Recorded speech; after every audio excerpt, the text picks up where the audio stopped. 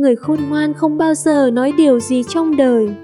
Xin kính chào quý vị và các bạn đang theo dõi Ngẫm Quanh Ta. Quý vị thân mến, ngôn ngữ giống như con dao hai lưỡi, nếu sử dụng không đúng cách có thể gây hại cho người khác và mang lại rắc rối cho chính bạn. Người khôn ngoan hiểu được sức mạnh của lời nói và biết phải nói gì. Người thẳng thắn nói mà không suy nghĩ hay quan tâm đến sự việc và luôn bày tỏ suy nghĩ của mình. Người thực sự khôn ngoan là người biết phải nói gì và khi nào nên im lặng. Người khôn ngoan biết kiềm chế cái miệng của mình và không bao giờ nói ra điều gì trong đời. Người khôn ngoan, theo một cách nào đó, luôn giữ cho mình một sự kín đáo đặc biệt trong cách họ nói chuyện và truyền đạt thông điệp. Họ hiểu rằng việc thốt ra mỗi từ ngữ không chỉ là việc nói ra thông tin, mà còn là một cách để thể hiện tôn trọng và tình cảm. Trong một thế giới nơi thông tin tràn ngập và nhiễu loạn, việc giữ lời là vàng. Một trong những nguyên tắc quan trọng của người khôn ngoan là để im lặng khi cần. Họ biết cách lắng nghe, suy nghĩ và đánh giá trước khi nói. Điều này giúp họ tránh những sự nhầm lẫn không cần thiết và xây dựng mối quan hệ tốt hơn với người khác. Họ không bao giờ nói điều gì trong đời mà họ không thật sự hiểu rõ. Hơn nữa, người khôn ngoan không thích tiết lộ quá nhiều về bản thân mình. Họ giữ riêng tư và không thường xuyên chia sẻ mọi chi tiết cuộc sống cá nhân. Điều này giúp họ bảo vệ tính riêng tư và đảm bảo an toàn cho bản thân mình.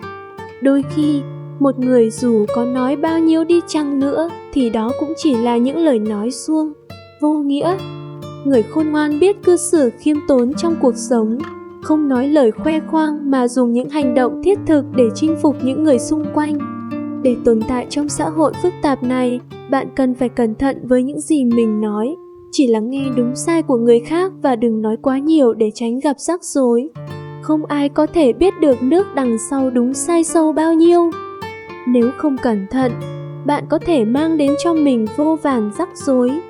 Tránh xa trung tâm của đúng sai và không để mình bị liên lụy là điều người thông minh thường làm. Trong cuộc sống có những biến cố khó lường, nếu bạn nói quá nhiều và cuối cùng không thực hiện được lời hứa, bạn sẽ để lại ấn tượng cho người khác rằng bạn không giữ lời. Người khôn ngoan biết chừa chỗ cho mình khi phải đối mặt với những yêu cầu của người khác, để người kia không đặt hết hy vọng vào mình. Cho dù bạn có cố gắng hết sức để hoàn thành công việc và muốn làm cho người khác cảm thấy dễ chịu hơn thì cũng đừng vội bày tỏ quan điểm của mình. Chỉ khi vấn đề thực sự được giải quyết thì mới thực sự trọn vẹn. Đừng nói quá nhiều mà hãy dùng những hành động thiết thực để thực hiện lời hứa của mình và cố gắng hết sức để xoa dịu nỗi lo lắng của người khác. Nắm vững ý thức lễ nghĩa trong lời nói và biết phải nói gì có thể chiếm được sự tôn trọng và tin cậy của người khác. Không nói về đúng sai của người khác giúp bạn tránh được nhiều rắc rối không đáng có và giữ cho cuộc sống của bạn luôn bình yên. Sự chân thành được thể hiện qua hành động thiết thực mới thực sự có giá trị. Trong cuộc sống này, việc ít tiếp xúc với những kiểu người thân sau đây là điều vô nghĩa.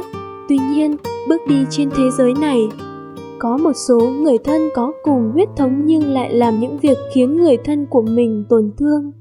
Trong một gia đình lớn, mặc dù họ hàng có quan hệ huyết thống nhưng không có nghĩa là tất cả họ hàng đều là những người có phẩm chất vượt trội và hạnh kiểm đáng tin cậy.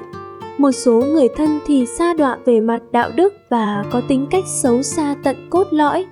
Đôi khi, bạn phải thừa nhận rằng một số người thân chỉ ở đây để nói xấu bạn và làm tổn thương bạn.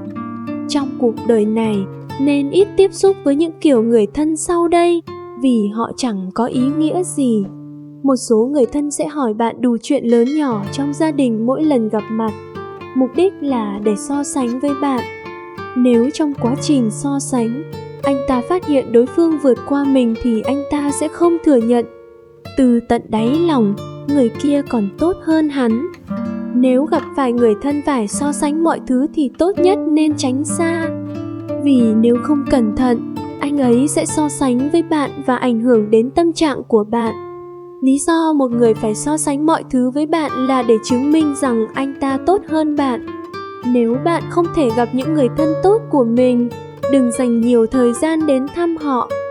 Sự tồn tại của anh ấy sẽ chỉ khiến bạn thêm rắc rối mà thôi.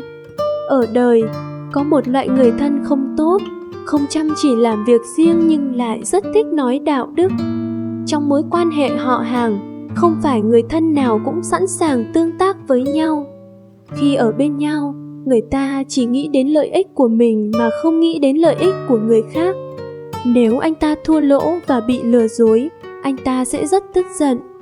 Trong thế giới của anh ấy, lợi nhuận là trên hết. Làm quen đi, chỉ vào được chứ không ra được. Nếu người thân không còn tương tác với nhau và chỉ tiến bộ mà không bao giờ cho đi, thì mối quan hệ sẽ nhanh chóng trở nên mất cân bằng. Dù có cho bao nhiêu đi chăng nữa, anh ấy cũng không thể nào biết ơn những người thân luôn tính toán, lợi dụng. Bởi vì anh ta sẽ chỉ tự mãn khi có được một lợi thế nhỏ cho mình. Nếu gặp phải người thân tính toán quá mức, bạn đừng tiếp xúc quá nhiều với họ. Trong một mối quan hệ, nếu hai người không thể cho đi bằng cả hai cách thì họ sẽ khó có thể tiến xa. Tuy nhiên, giữa những người thân cũng có khoảng cách. Nếu người thân không trân trọng tình cảm của nhau mà tính toán, đòi hỏi, so sánh quá mức thì hãy tránh xa. Đừng tạo thêm trở ngại cho cuộc sống của bạn. Hãy giữ cho mình một tâm trạng vui vẻ và sống một cuộc sống tốt đẹp.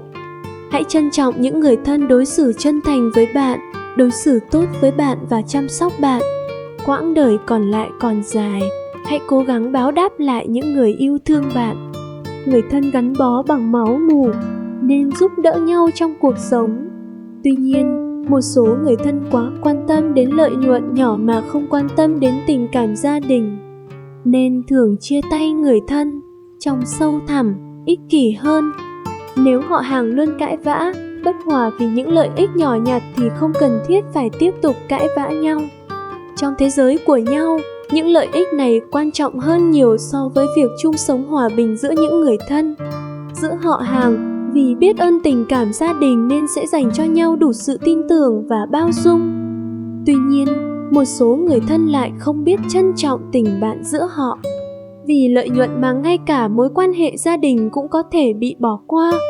Bề ngoài, họ tình cảm, trìu mến, là một gia đình không thể tách rời, nhưng khi quay lại, trong lòng lại đầy tính toán. Họ chỉ nghĩ đến việc làm thế nào để đạt được nhiều lợi ích hơn từ người khác, hoặc làm thế nào để chiếm lấy vị trí của họ và chà đạp dưới chân họ. Và mức độ quan hệ họ hàng này là vỏ bọc để anh ta thu được lợi ích.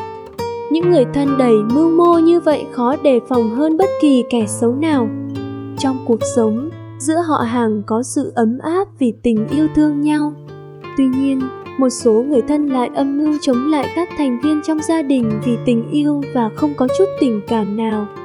Dù mối quan hệ giữa họ hàng có tốt đến đâu thì tài khoản tài chính cũng phải được giữ rõ ràng.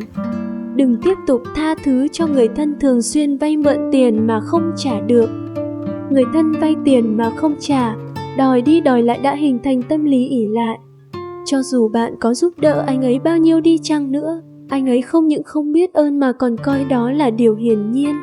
Những yêu cầu không đáy của đối phương đã bộc lộ tâm tính lưu manh của anh ta.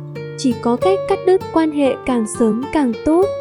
Không phải người thân nào cũng biết ơn, và không phải người thân nào cũng xứng đáng được đối xử chân thành. Họ sẽ chỉ mang đến nhiều rắc rối cho cuộc sống của bạn. Bạn nên tránh xa họ càng sớm càng tốt. Bạn cũng phải biết bám sát bản thân mình. Đừng nhượng bộ quá nhiều và đừng để ý định tốt của bạn bị thất vọng. Cảm ơn quý vị đã lắng nghe. Chúc quý vị nhiều sức khỏe. Xin chào và hẹn gặp lại.